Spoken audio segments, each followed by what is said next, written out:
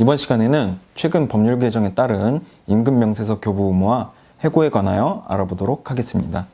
임금명세서란 명칭을 불문하고 그 실질이 임금의 구성 항목과 항목별 금액, 그리고 임금 공제에 관한 내용 등을 표시한 문서입니다.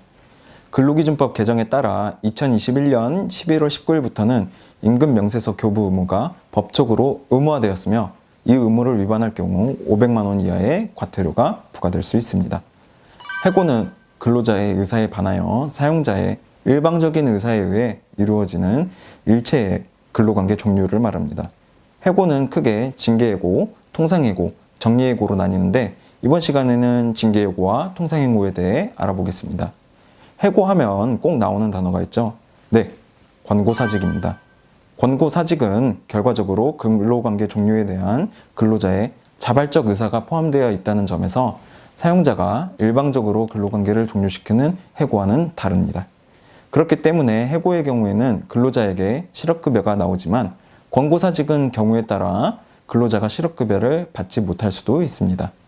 보통의 경우 사용자가 권고사직을 근로자에게 권하고 근로자가 응할지 거부할지를 선택하게 되는 방식으로 이루어지며 이에 응한다면 근로관계가 정상적으로 종료되나 거부한다면 사용자의 의사와 상관없이 근로관계가 계속되므로 근로관계를 종료하기 위해서는 사용자는 반드시 근로자를 해고해야 합니다. 징계해고란 근로자의 행태상 사유에 따른 해고를 의미하고 통상해고란 근로자의 일신상 사유에 의한 해고를 의미합니다.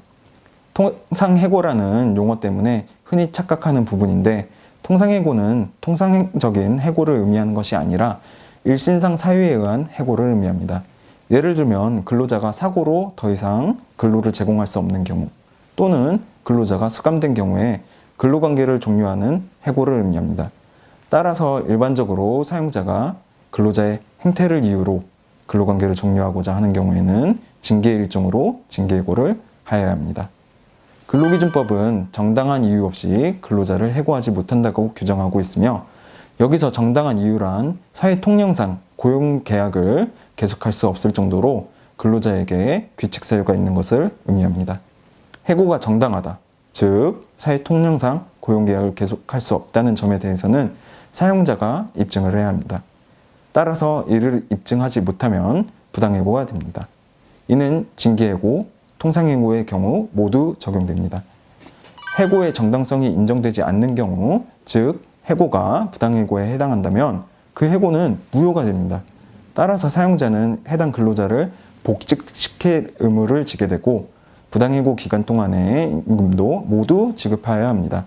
다만 해고 제한 규정은 상시 근로자 수 5인 이상의 사업장부터 적용됩니다. 근로자를 해고해야 하는 경우 법에서 정한 절차에 따라야 합니다. 30일 전에 해고를 알려야 하는 해고예고제도, 서면으로 해고의 사유와 시기 등을 구체적으로 적시하여 교부해야 하는 해고 서면 통지 제도가 있습니다. 해고 예고제도는 5인 미만의 사업장에 대해서도 적용되나 서면 통지 제도는 5인 미만 사업장에서는 적용되지 않습니다. 다만 여기서 서면이라 함은 종이 인쇄물을 의미하며 카카오톡, 전화, 문자 메시지, 메일은 특별한 경우가 아니라면 서면에 해당하지 않습니다. 결국 서면으로 하지 아니한 해고는 무효라는 점을 반드시 유의하셔야 합니다. 해고는 시기적으로 제한이 되는데 업무상 부상 또는 질병을 이유로 휴업한 기간과 그 후 30일 동안 또는 산전산후 여성이 이 법에 따라 휴업한 기간과 그 후 30일 동안은 해고를 할 수 없습니다. 해고된 근로자는 해고의 부당함에 대해 노동위원회에 부당해고 구제 신청을 하거나 법원에 해고 무효 확인 소송을 제기할 수 있습니다. 부당해고 구제 신청은 상시 근로자 수 5인 이상인 사업장부터 적용되므로 5인 미만의 사업장에서는 해고를 다투기 위해서는 민사소송을 통하여야만 합니다.